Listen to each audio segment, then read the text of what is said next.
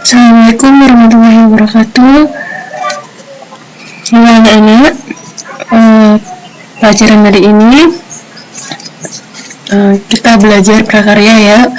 Materinya tentang wirausaha kerajinan dari bahan limbah berbentuk bangun datar ya. Oke.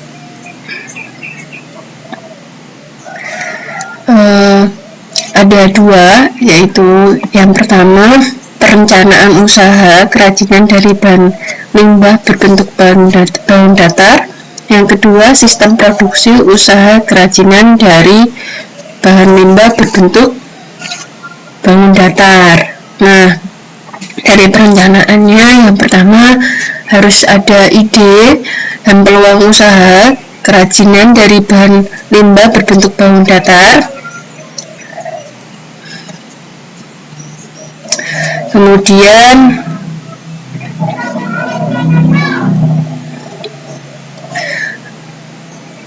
ada sumber daya yang dibutuhkan dalam usaha kerajinan dari bahan limbah berbentuk bangun datar. Kemudian yang ketiga, perencanaan administrasi usaha kerajinan dari bahan limbah berbentuk bangun datar. Yang terakhir, perencanaan pemasaran usaha kerajinan dari bahan limbah berbentuk bangun datar.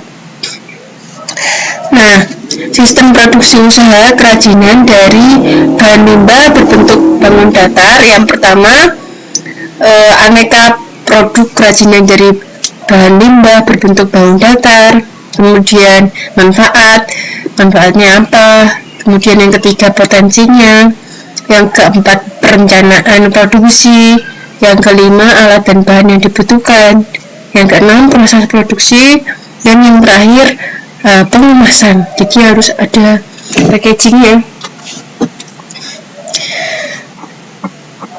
Nah, dalam perencanaan ada ini ya, perhitungan titik impas atau BEP.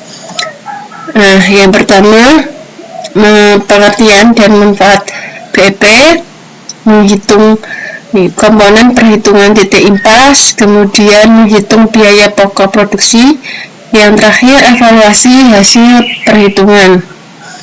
Oke, ini strategi promosi produk hasil usaha. Yang pertama, pengertian promosi harus tahu. Yang kedua, menentukan strategi promosi produk. Yang ketiga, melakukan promosi produk. Nah, yang terakhir, menulis laporannya.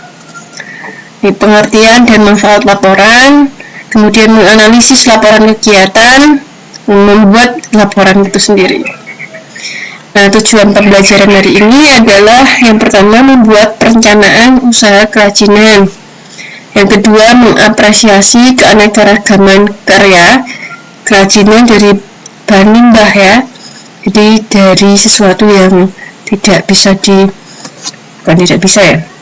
jadi sesuatu yang sudah dibuang kemudian dimanfaatkan lagi berbentuk bangun datar dan pengemasannya di wilayah setempat dan lainnya sebagai ungkapan rasa bangga dan wujud syukur sebagai anugerah Tuhan Yang Maha Esa. Yang ketiga, mengidentifikasi potensi kerajinan.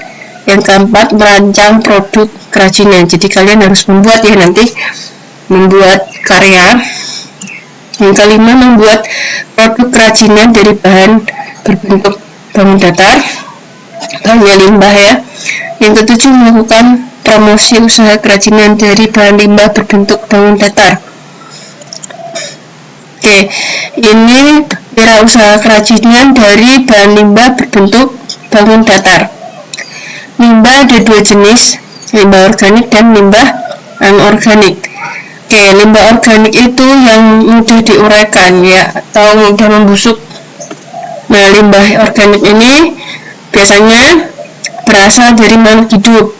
Ya, contohnya yang untuk digunakan sebagai kerajinan ya. Kalau kulit sayur, kulit buah ini nggak bisa dibuat kerajinan. Mungkin seperti ada untuk kerajinan kulit pelepah ya, pelepah pisang untuk kerajinan bisa ya. Kemudian bisa dari apa lagi selain itu, dari kertas. Kertas itu juga organik, limbah kertas, limbah kardus. Nah, kalau kotoran manusia, kotoran hewan itu tidak estetik ya untuk kerajinan. Ini hanya contoh saja, contoh dari limbah, tapi tidak bisa digunakan untuk karya ya, karena kotor ya. Kemudian limbah anorganik adalah jenis yang berwujud padat, sulit diuraikan ya, tidak bisa membusuk. Ini asalnya dari bukan makhluk hidup. Nah, contohnya plastik ya. Plastik yaitu plastik itu hasil dari minyak bumi. Nah, karena plastik itu tidak bisa diuraikan, jadi masuk ke dalam limbah anorganik. Biasanya kita gunakan botol-botol ya, botol plastik atau apa namanya, bungkus makanan, bungkus minuman. Nah, ini bisa seperti kaleng bekas, botol plastik, karet sintesis ya. Nah, kondisinya yang masih baik bisa dimanfaatkan kembali menjadi karya kerajinan.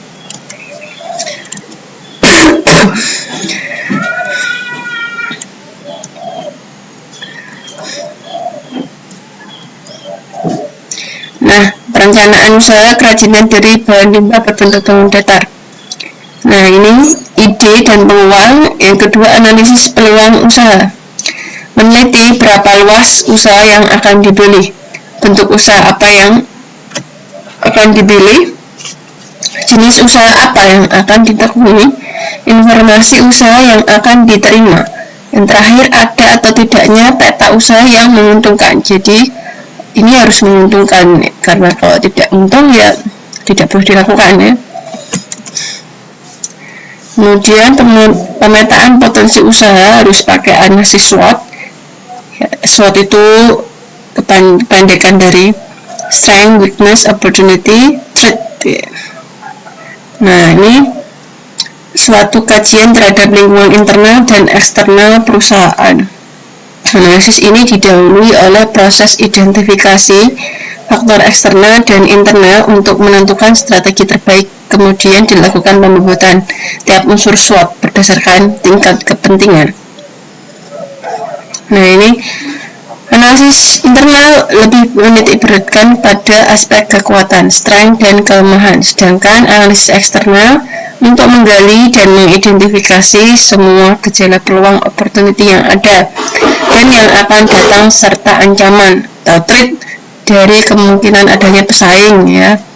Jadi harus lihat ini pesaingnya seberapa banyak ya. Ini kelihatannya laku apa tidak dibandingkan dengan produk lain. Kalau produk lain lebih murah tetap bagus, nah itu bisa jadi pesaing ya. Nah, ini contoh dari analisis SWOT. Ini usaha gantungan dan boneka dan bu. Boneka dan bu itu bentuknya seperti ini ya, lucu ya. Nah, ini kalau lagi hits apa ya, lagi booming seperti squishy-nya Ria Ricis ya.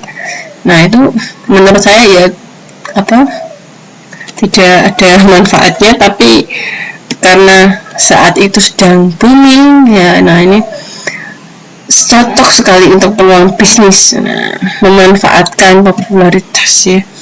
Oke, strength atau kekuatan. Yang pertama, ini banyak orang yang menyukai boneka dan bu. Ini boneka dan bu.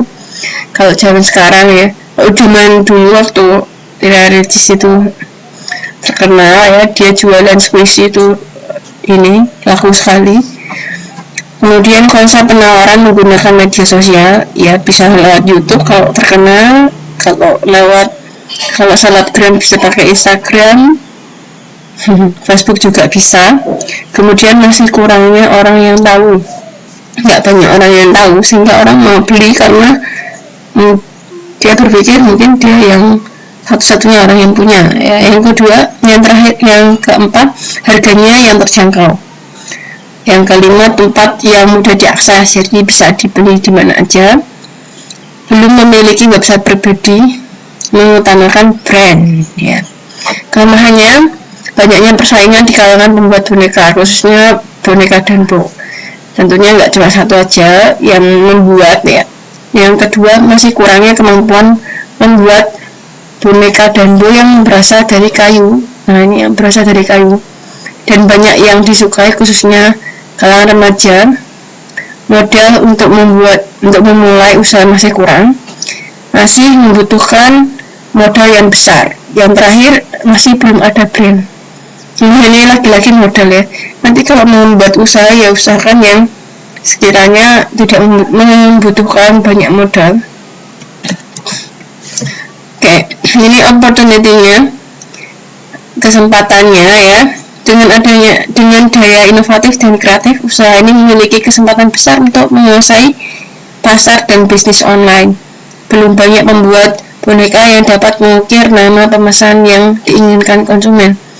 Jadi biasanya kalau jualan boneka Danbo itu nggak ada nama yang pemesannya. Nah, kalau kalian bikin agak beda dari supplier lainnya, itu ada mengukir nama pemesan. Nah, itu bisa jadi daya tarik tersendiri. Kemudian memberikan lapangan pekerjaan bagi warga sekitar ya. Ancamannya, alat yang digunakan masih belum memadai, harga bahan baku yang mahal ya. Kemudian banyak pesaing yang bakal mengikuti konsep yang telah kita buat ya. Oke, tugas prakteknya adalah membuat magnet kulkas. Nah, nanti bisa di searching di YouTube ya, gimana caranya membuat magnet kulkas ya, satu orang satu. Ini tugas prakteknya. Untuk tugas tulisnya yang menyusul minggu depan ya. Oke, saya akhiri pelajaran hari ini. Terima kasih. Sekian, assalamualaikum warahmatullahi wabarakatuh.